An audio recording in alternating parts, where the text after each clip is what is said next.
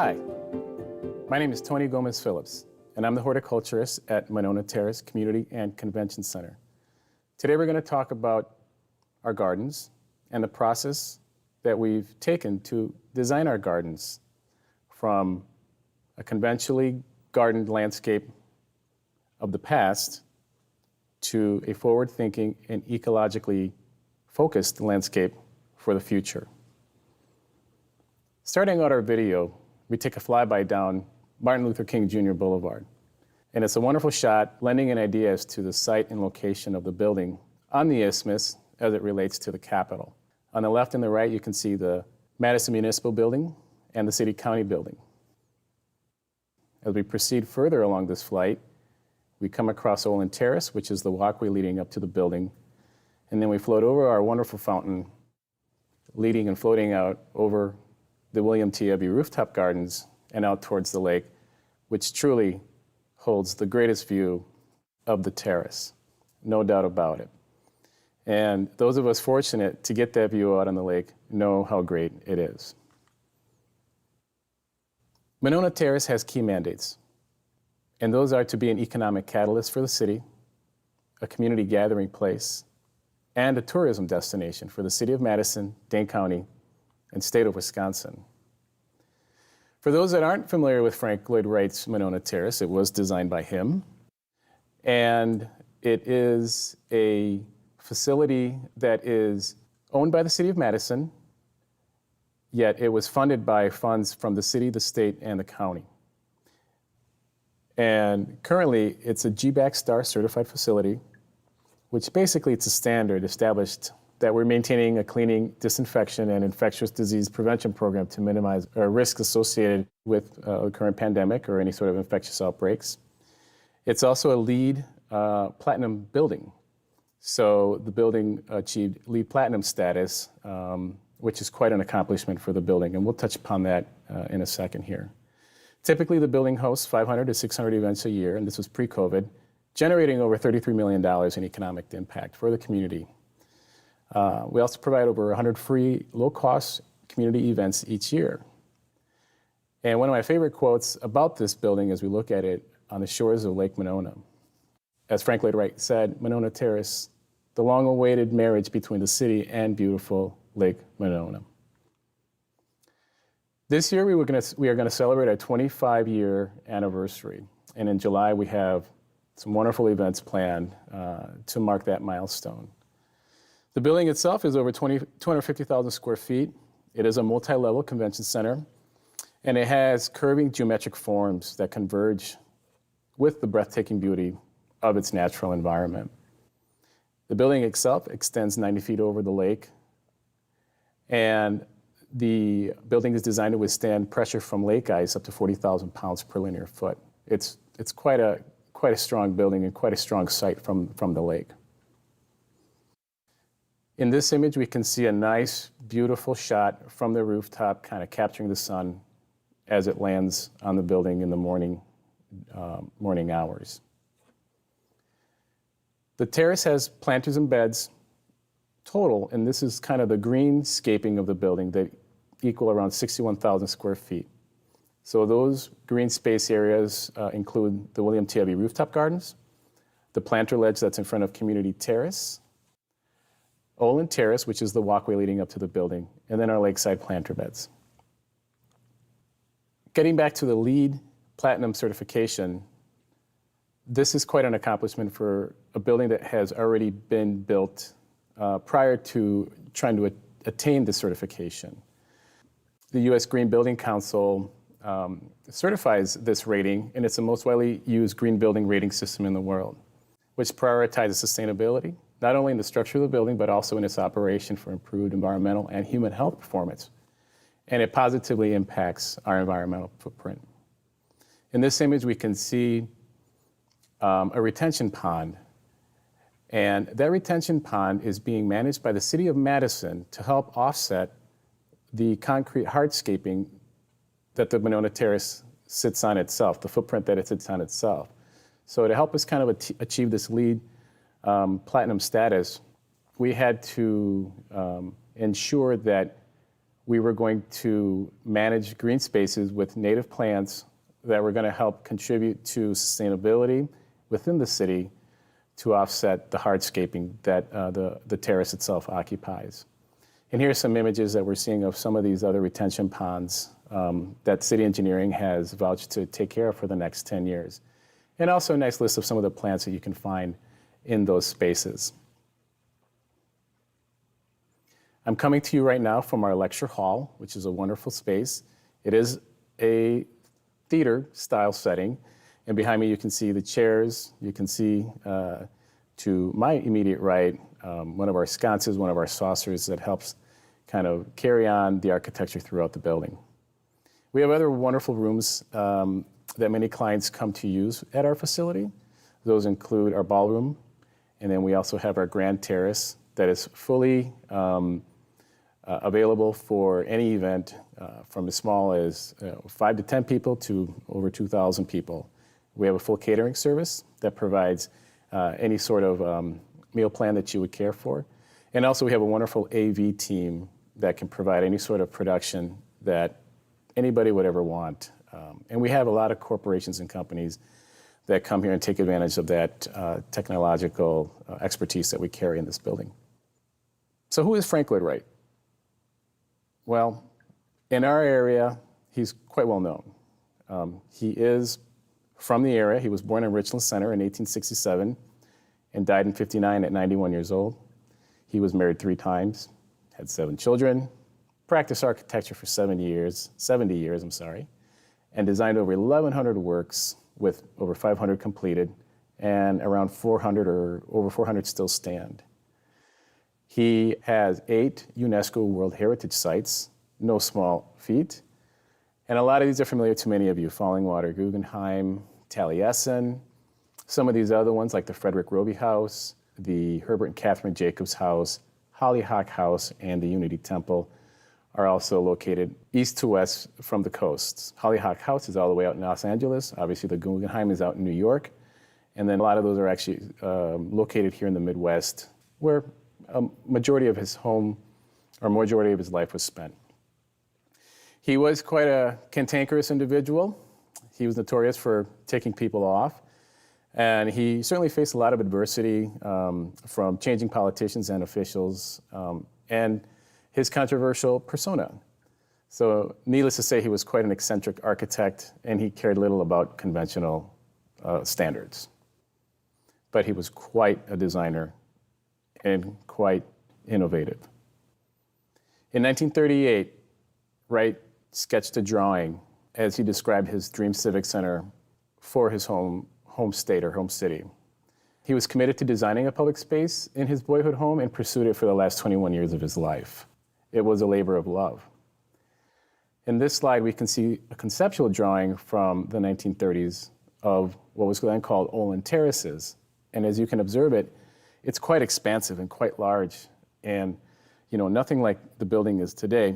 But the process went through a lot of different renderings and input sessions from parties about what the space should be or what the building should be. Here we see the rendering by Frank Lloyd Wright from 1959, 7 weeks before his death. He never lived to see it built. It was completed in 1997, so it was 38 years after his death and nearly 60 years after the original concept. The estimated cost was around $5.6 million. The actual cost was $67 million because it was built nearly 60 years later. And today, if you were to build it again, it would be over $100 million to build a facility like this. So here we see a wonderful view of the lake, from the lake of Monona Terrace. And as I toggle back and forth between the image, I'll go back once and then go back forward again. You can see it's pretty spot on from his latest and last rendering. The design and the lead architect of the building was Tony Putnam, and he was a Frank Lloyd Wright pupil. And as he said, it celebrates the look of relationships of the building to the lake and of man to nature. It's a recognition of the human wish for space, greenery, and vista. So, when I came into the terrace, I asked myself, what kind of landscape should an urban community and convention center designed by Frank Lloyd Wright have. And what I did know is that it should be low maintenance. It shouldn't be the prior, which was almost all annuals and non-natives, not water and chemical dependent, drought, heat tolerant, and plants that are tolerant of wind, which isn't something that you normally garden for. But this can be a plus because it can capture the movement. And there certainly is a lot of wind up here. There's a lot of movement, and that's wonderful. So boiling that down, I really just wanted to do right by right. It's a very simple saying, but it sure is catchy, and it's a nice way to remind yourself that if you follow the principles and you listen to the architect and how nature inspired him, that you really can't mess this up. So, as Frank Lloyd Wright put it, the good building is not one that hurts the landscape, but one which makes the landscape more beautiful than it was before the building was built. So I hit the ground running, started exploring and doing a little bit of research about the gardens and landscapes of Frank Lloyd Wright, as it was completely foreign to me, and read some books, and a couple that I came across were Wrightscapes and The Gardens of Frank Lloyd Wright by Derek Fell. I also contacted and visited Taliesin and Taliesin West out in Scottsdale. And then I was able to get in contact with the head horticulturist at Fallingwater, who was generous and shared their horticultural maintenance practices with us on their site.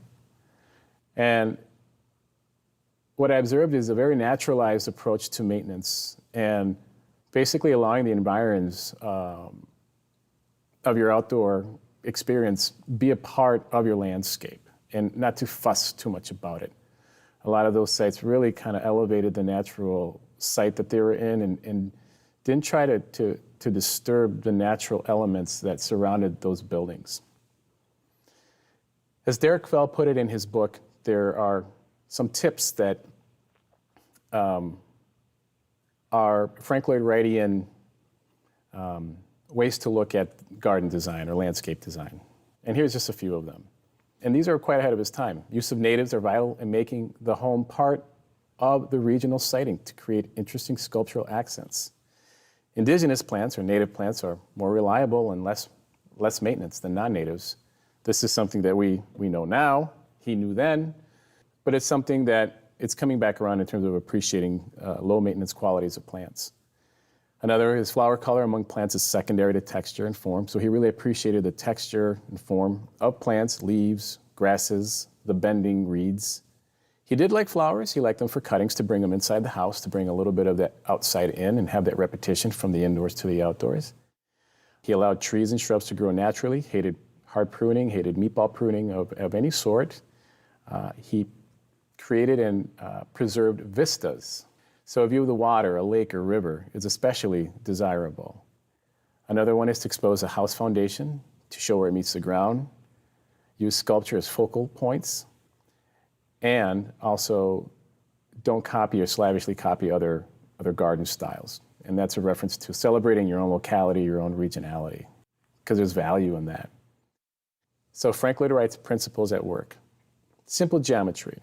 So natural forms could be reduced to simple geometry. Organic architecture. This is a philosophy developed by Frank Lloyd Wright, that the spirit in which buildings are conceived sees that building, the furnishings, and the setting in the environment all as one thing. And we'll see examples of that here. Grammar, the language used to describe the architectural design of a structure. And we'll see examples of that here too. We're surrounded by them.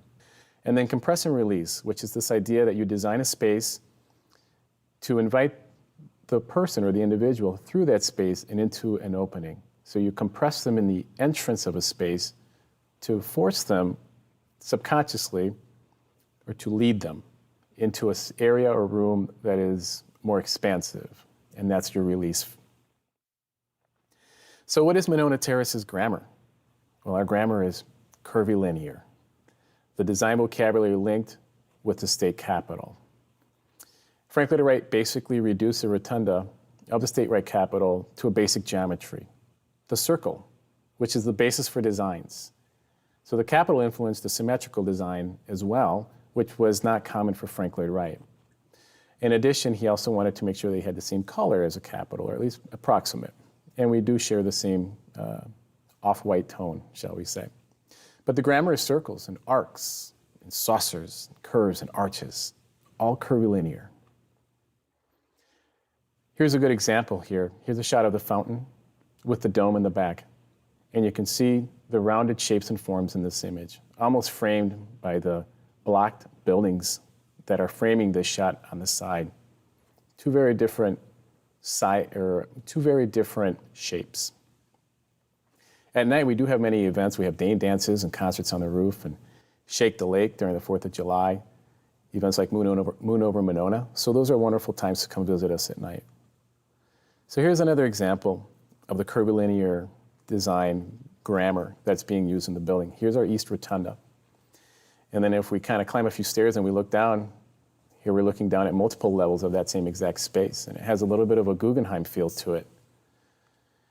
In our grand entrance on level 4, this is leading into our promenade.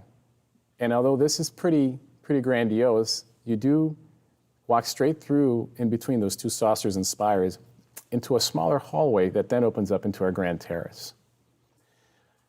In addition, all of that is tied into other elements in the building. Here's a shot of the carpet that is designed to copy and mirror that curvilinear architecture that you see in the building and forms. And even up to our chairs that we use for the building all have this circular grammar and language to it. So let's talk about the William T. Evu Gardens. A name for a garden that is hardly known. Everybody talks about the Monona Terrace rooftop, but we do have a name, and it is the William T. Evu Gardens that are considered the crown jewel of Monona Terrace. Now I've taken this and run with it and tried to create a space that is worthy of that moniker and try to bring some design to that. Prior to me arriving 17 years, prior to the 17 years that the building was in existence, most of the work was done by contracted landscape help. And in 2016, I was hired to bring landscape vision in-house. So I knew it was going to take some time, 3 to 5 years, to explore the paths, learn the building, get to know the microclimate, understand the resources and the logistical challenges, and really, what would Frank Lloyd Wright do, right? We want to do right by right. So the shot we're looking at now is my favorite picture I've ever taken while being here for the last 5+ years. Here's a shot of our East Prairie planting, our prairie plant planting, and it is just chock full of native plants. And you can see them all there dancing and crowding into each other and creating this feeling, this elegance, this exuberance of life. Because the more biodiversity an ecosystem has, the healthier it is.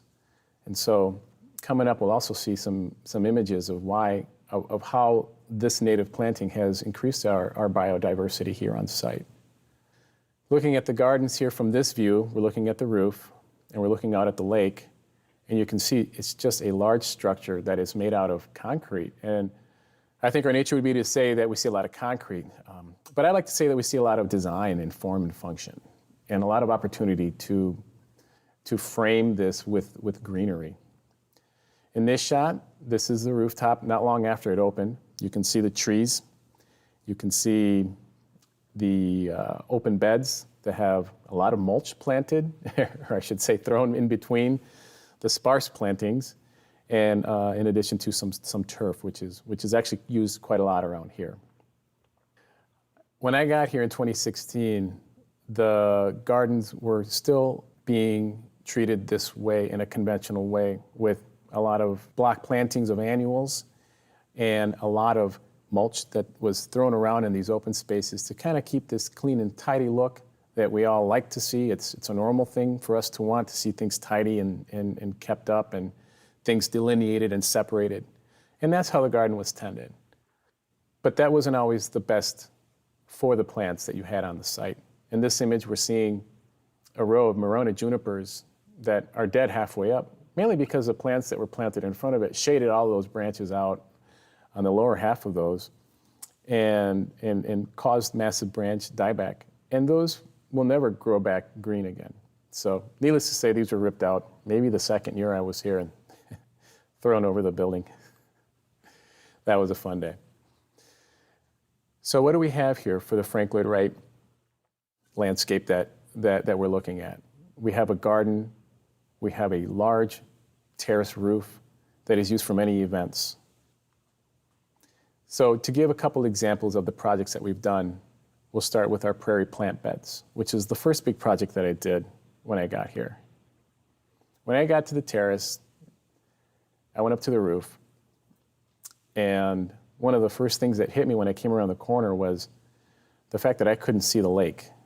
There were some giant Norway maples that were planted, and in between them there were a bunch of 9-barks. And essentially it was just like this big giant wall. There wasn't anything that was leading me past or through that space, just that it was there. And then of course a ton of mulch, a ton of wood mulch, and some plants that were just basically holding the space of their annual neighbors to come on down the line. So what I ended up doing after research and a lot of back and forth and figuring out what we should do with this design, because we lost 2 of those trees, and so the symmetry wasn't there anymore. And to replace these old Norway maples, we were going to have trees that weren't going to be quite the same size. So we cut the trees down. And we cut the trees down for a couple of reasons.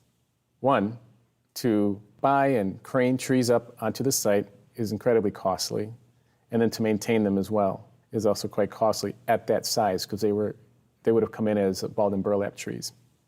At the same time, in doing my research, I was interested in trying to apply some sort of principles that I had discovered to the site, and by that, basically using indigenous plants and native plants that were going to help tie the site locally and regionally to its surrounding ecology.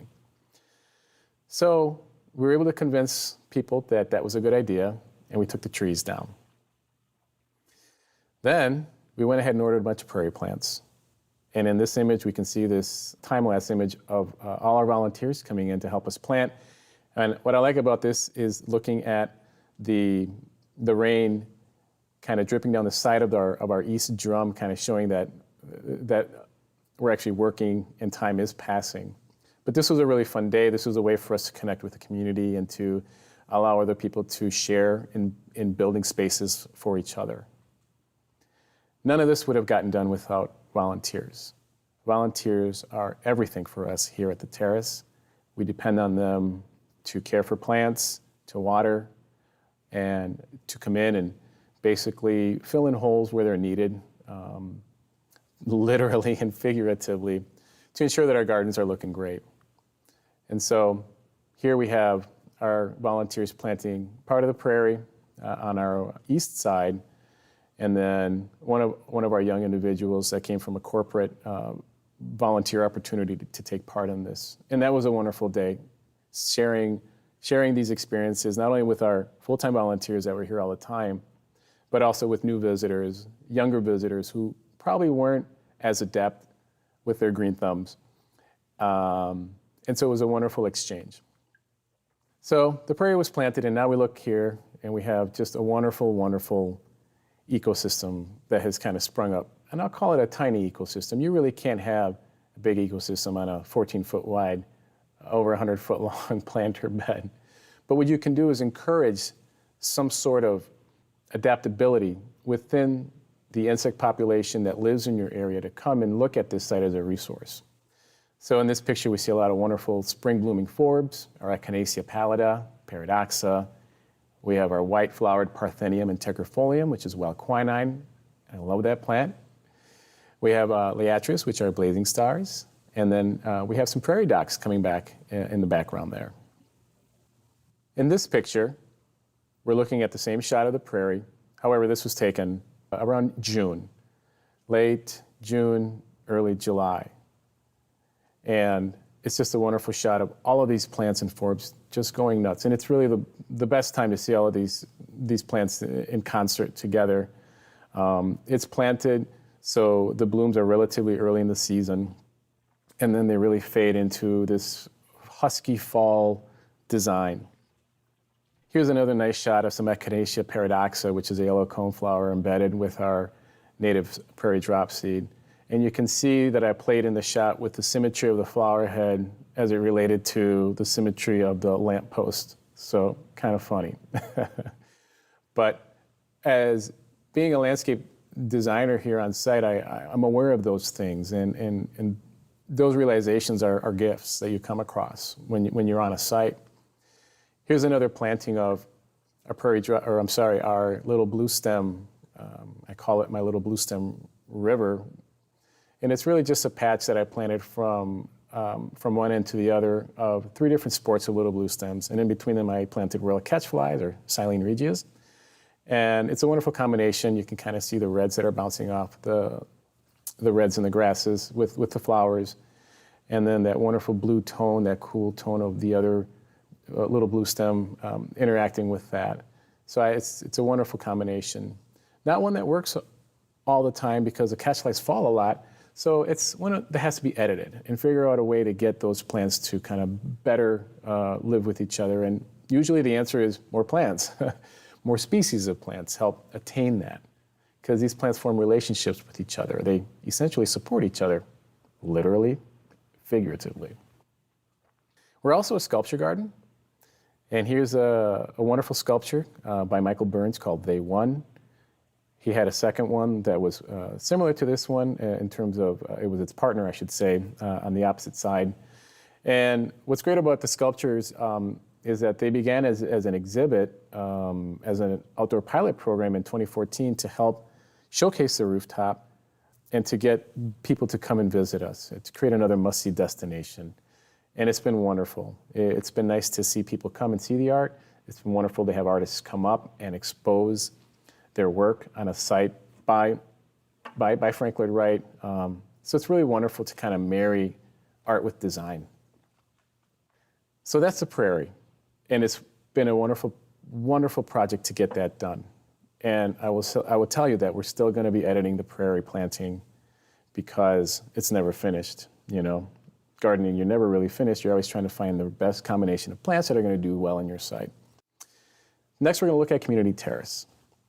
Community terrace is a space in the building that sits in the lower level below Grand Terrace. And it's a room that can be used for any sort of function, just like any other room in the building, except it has a wonderful lake view. One of the things about community terrace is it does have a planter ledge right outside of it. And outside that planter ledge, when I got here, there was a planting of ground cover juniper, there was some echinacea, there is daylilies and salvias, and a whole bunch of other plants that just were not happy to be there. And in this image, we can kind of see that process. Although to be fair, this picture was taken late in the season when things were pretty much done. But I would like to point out that this space is only accessible via scissors lift. And so any sort of gardening or tending needs to be attacked purposefully, because you can't just go out there and get a weed. You have to plan for it and then spend an entire day out in that area to make sure that this is well taken care of. So taking into account that I didn't have the resources to go out there all the time, the idea was to find a planting that was going to be compatible with this space, this southwest-facing view that was getting hit by the sun all day long, that was constantly hot, constantly dry. What plant will do well out there? Well, there is a plant that's going to do well out there. There's many plants that are going to do well out there. You just have to go find them and then engage the process of bringing those there and seeing and distilling what's going to work. And in my case, I wanted to do a planting that wasn't going to distract from the view of the lake. Even though that planter ledge is there, when people come and use the community terrace space, they're not using the space to come to the window and look down at a bunch of flowers. They're there to look out across and at the lake, at the view. So my thought was to keep the planting simple and try to find a planting that wasn't going to distract from that. And what I came down to was a little blue stem planting of many different strains and sports of that particular grass. We cleared out all of the plants in the old planting, and in this picture we're looking at everything after it was cleaned out, but you're seeing the remnants of our landscape fabric there. And we had to go and rip out all of this landscape fabric, approximately 1,500 square feet worth of landscape fabric that was already buried underneath years of mulch and years of roots going over and under them. And it just was a big process to get that done. But once we did that, we were able to go ahead and start our new planting moving forward.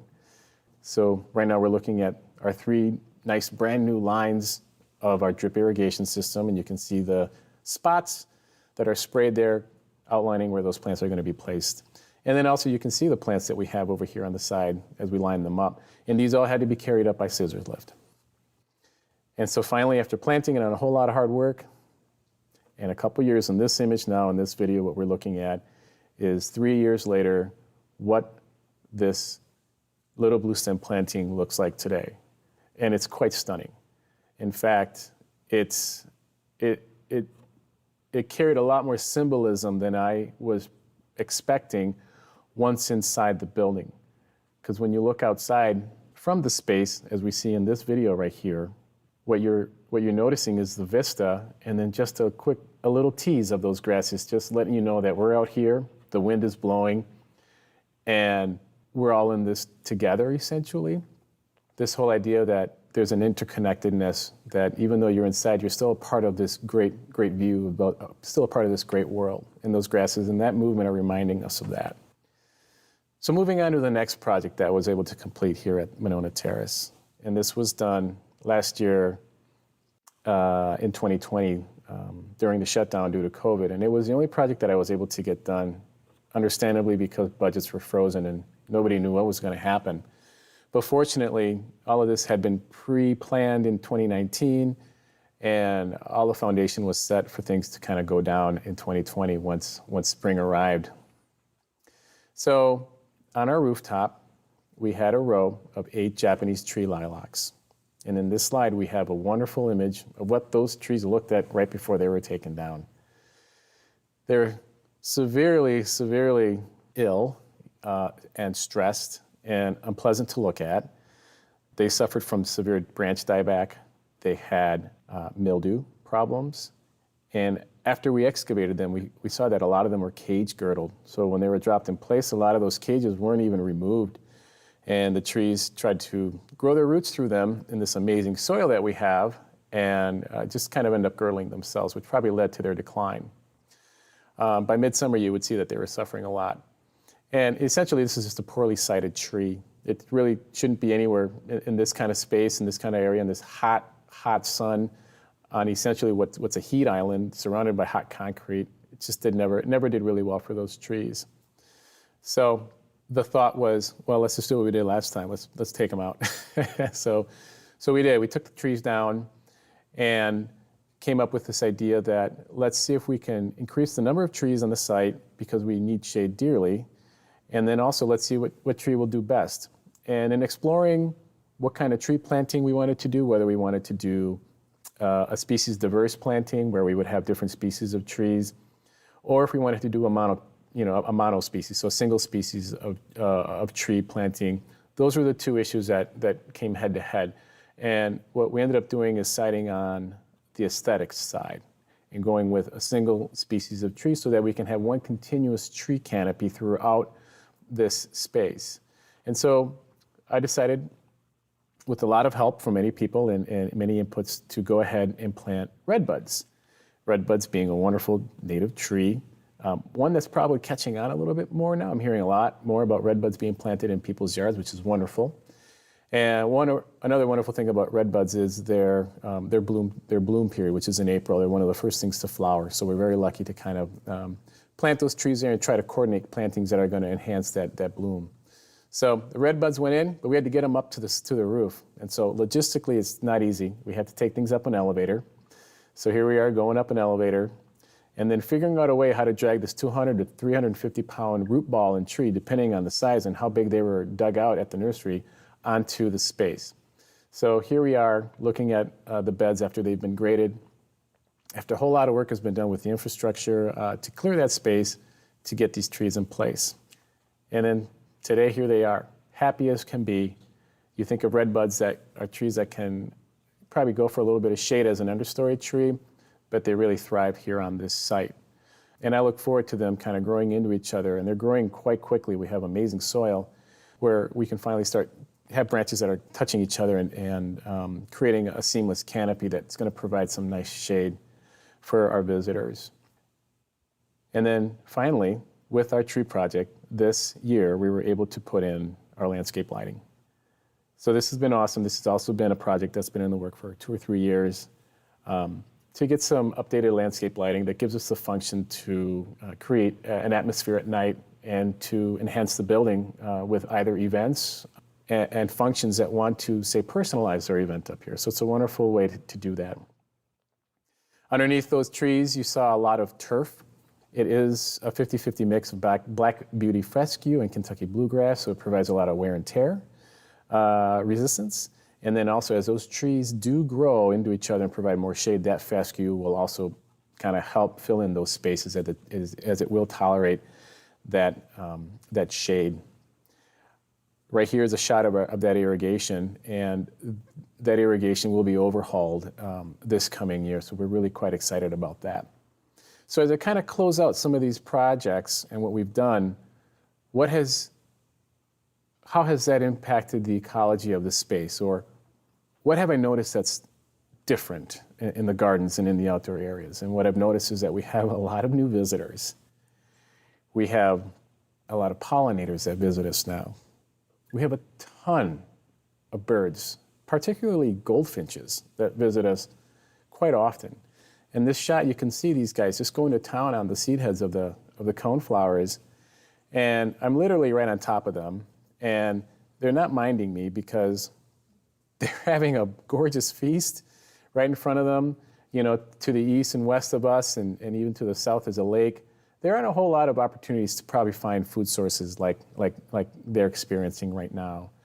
And so it's really a treat to see these guys come, land, stay for a while, have a meal, and then take off again.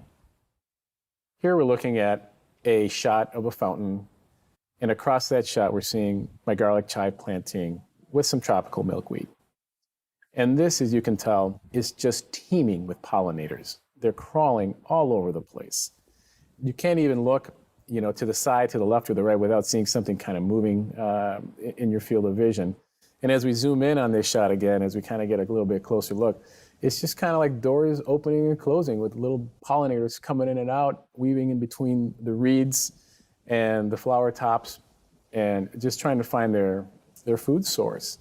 And it's wonderful because this is late in the summer. And so there's not a whole lot of, particularly up here I have a lot of flowers that bloom earlier in the season. I have not yet selected for a lot of late blooming forbs. And that will change as we edit that. But this is just a wonderful sight to see when you come up and you see just thousands and thousands of pollinators going to town. And we're talking about butterflies, as you can see, and little tiny bees as well, flies, wasps. They're all great pollinators. Here we're looking at a shot of some goldfinches that are going to town on a blazing star, or liatris, whatever you want to call that.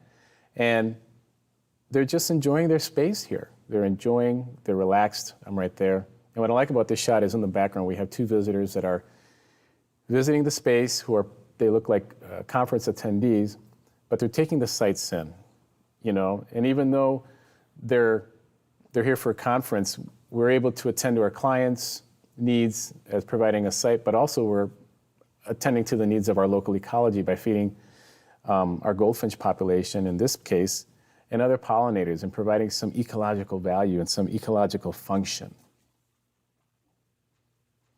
Here, we're looking at a shot of monarchs. And as you can tell, it is bonkers. And they're going crazy, they're going nuts.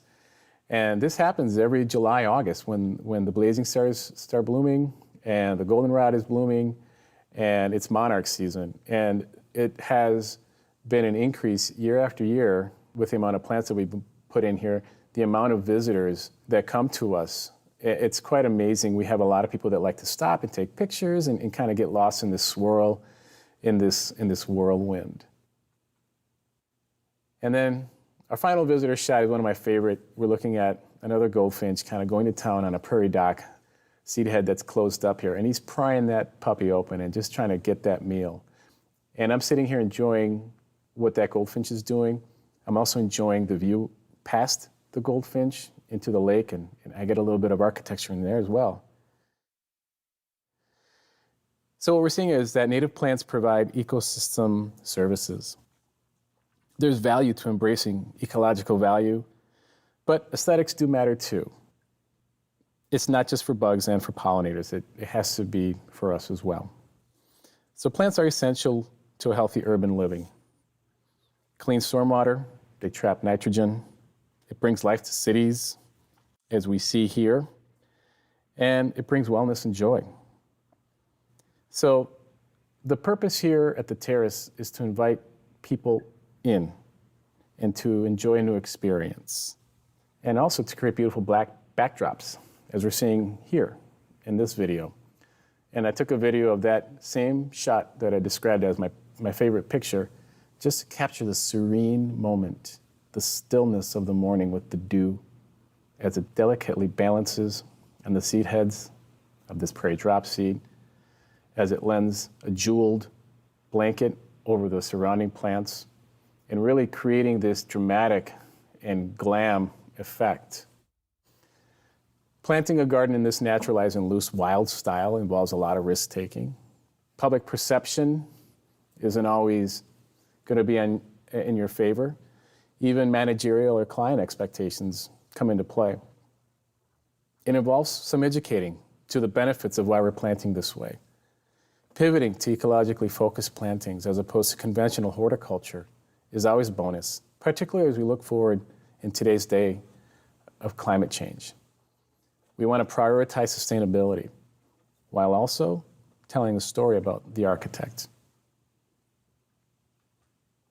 Thank you so much for your time, and I appreciate the opportunity to share with you our story.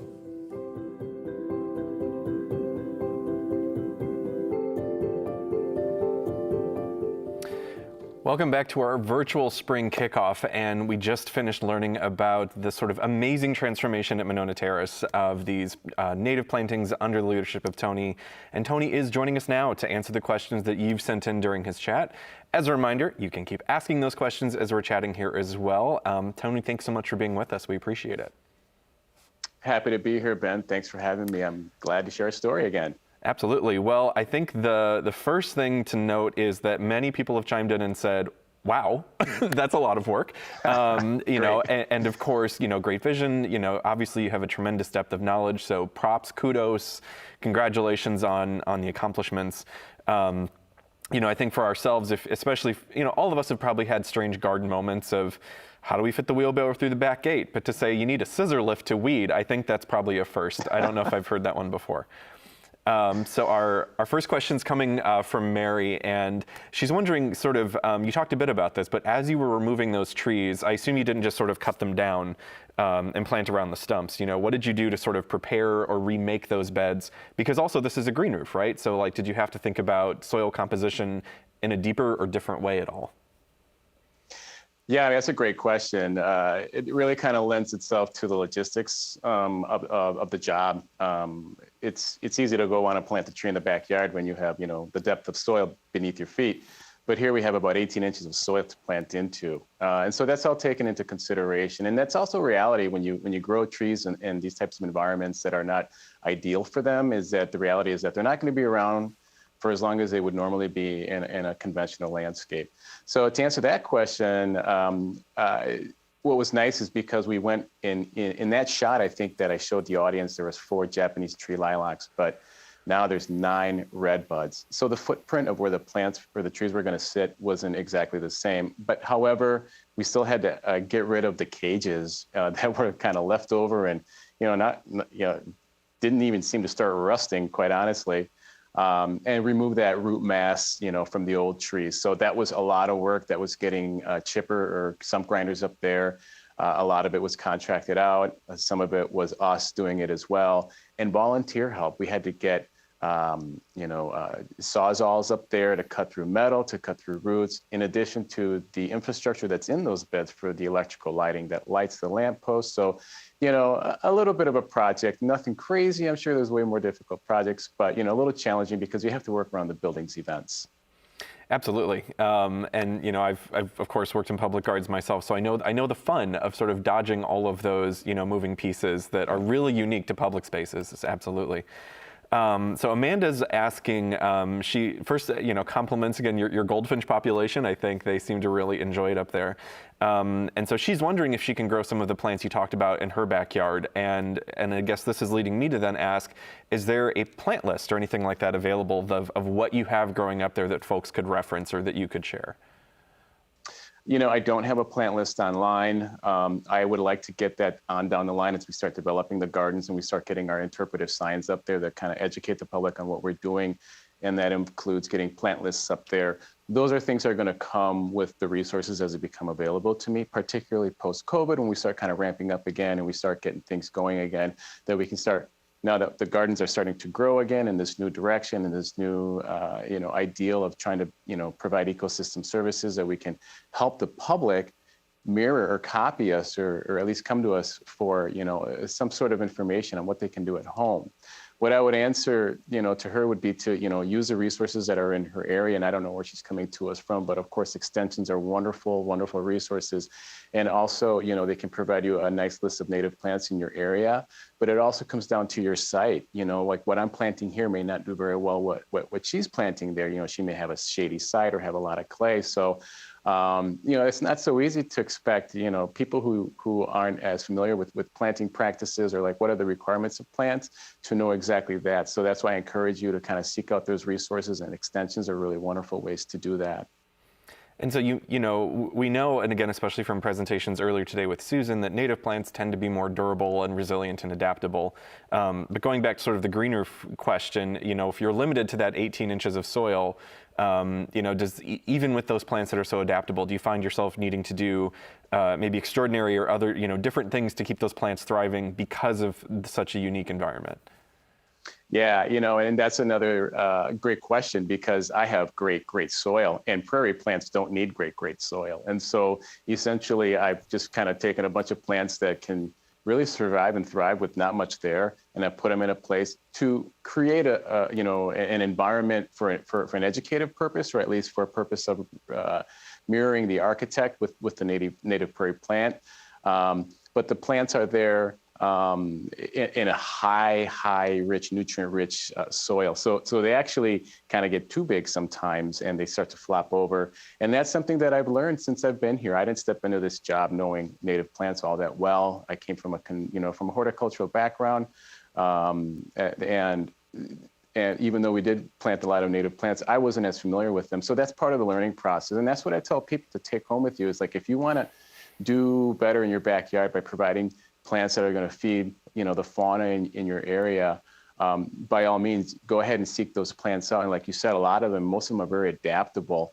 But that's the joy of gardening, right? Some plants are going to survive and some won't. And that's how you start learning what's going to do well for you and what's not going to do well. And you kind of start weaning down the plants that are really going to do well on your site. And that's what I've been doing here. And that's why I say in gardening, as you still seek that ultimate grail of having this really fine balanced planting, that you kind of go through these processes and you start editing out, and it's okay to fail. I mean, trust me, I've failed a lot, and that's why we've had some of these few successes, that I've been able to share with you. And so a great segue from that answer as well. Therese is wondering, first of all, she says absolutely gorgeous, again, for the plantings. But where, sort of as you started your journey of looking for inspiration or looking for knowledge about what would grow well together, you mentioned, plant sociability and plant, the more diverse the community, the better. Sort of where did you go to learn? What were your go-to resources? So I'm really fortunate, just because of my background of knowing people like you, Ben, and my background being at OLBRIC. I'm kind of plugged in via social platforms like Instagram and Facebook and other groups that we start talking about these realities of like what are the kind of this new science that we're discovering about plant relationships. So I just jumped online, and quite honestly, a lot of these articles are coming out right now that describe the relationships of plants and the importance of relationships underground with their roots, and how it leads to their relationships above ground. So to answer that question, it's just my luck in the community that I'm in as a professional. But again, I highly recommend, Ben, and maybe you can also help me out and throw out a couple other options out there. But, I use, the extension resources are wonderful. I had Susan out here a few years ago. I would love to have her out here again. I had Neil DeBull from Prairie Nursery when he came out here. He's a vendor of native plants for many, many, many years back, ahead of his time. And so I've been able to rely on professionals to kind of give me their expertise. And I'm just trying to grow my own knowledge and go from there. So, again, I would recommend, getting online on a search engine and starting to kind of, look up terms, like ecological functioning plantings, ecologically focused plantings, native plantings, and you'll kind of start falling on pages like that. And you're also going to find a lot that it's just not native plantings. Those are great, but there's also other plants that we have in our gardens. And I'm not asking or telling people, and I hope that you got to get rid of them. All plants kind of have a home. What we're wanting is to kind of bring native plants back into our yards, because a lot of them aren't there. And you go across the seas to Europe, and they're just chock full of our native plants over there. So this idea that our plants aren't as desirable. If you spoke to someone over there, they'd be like, they're actually gorgeous. So it's about kind of trying to find what's going to work for you in your space. So we've got a follow-up question on the soil profile. So you mentioned that your soil is almost too good for native plants. Have you found yourself amending it? Sort of, I think typically gardeners think of amending as adding organic material, adding sort of things like that, adding nutrients. Have you found yourself adding things to make the soil more lean or to make it more appropriate, or have you just sort of been working with what you have there? Yeah, it's going to be a work in progress. For me to amend the soil into a leaner would be like kind of bringing gravel up there or something and just stripping away that organic matter. But so I have to work within, what I have. There's also a lot of logistics that go behind that. Or I'm on top of a building. There are weight constrictions, or restrictions, I should say, in terms of, how much weight we can have up there. That's a big part of it, And so to amend the soil, to obtain a planting that I want goes against what I'm trying to tell people. Work with the soil, even though I'm doing the opposite. But I'm doing that because I'm trying to kind of tell a story about an architect. And so that's what gardens are. We garden to kind of tell stories or to create something out of nothing. But the idea is that we can have beautiful gardens that work well in our space with plants that are highly adapted to those spaces, native and non-native, so that we can have a sustainable and a relatively low maintenance space that's beautiful and that can provide some great ecosystem services. Yeah, and we've said it before today as well, match the plant to the place as much as you can. One of my reactions and I love that you have video as well, more than just still images, because I think a huge piece of what you work with, I imagine, is movement and air and wind being sort of up and exposed and on the lake that, when things move, it's a whole different experience in and of itself. So as in our sort of last couple of minutes here, you mentioned volunteers being such a huge part of the work that you do. If people are interested in getting involved with you after hearing your story, what's the best way for them to reach out or maybe get involved themselves? They can go to our website, mononaterrace.com, and they can click on one of our tabs there that is for community programs or community relations. And they'll find a link for volunteer opportunities with us, not only with me in the gardens, but within the building for docents that speak about Frank Lloyd Wright themselves. If people are interested more in the architecture as well, this is what's great about what I'm doing here is that we're kind of at a cross section of different interests here. So there's a lot of opportunities for people to volunteer with us and help out. Awesome. Well, Tony, thank you again so much for being with us. Thanks for sharing your story. I hope people will come up and see what you've created here, especially as spring is hopefully soon springing outdoors. Thanks so much. We appreciate it. Thank you, Ben. It's always a pleasure. Thank you. Well, as a reminder, there is more of our virtual spring kickoff to come. And also remember that this event is made possible by your contributions. So you can support an event like this that allows us to bring you free and accessible garden programming to get excited for the season to come. You can chip in right now at wigardenexpo.com and clicking on donate. Any amount you are able to contribute is appreciated and valuable. Thank you so much, and we will see you back here in just a few moments.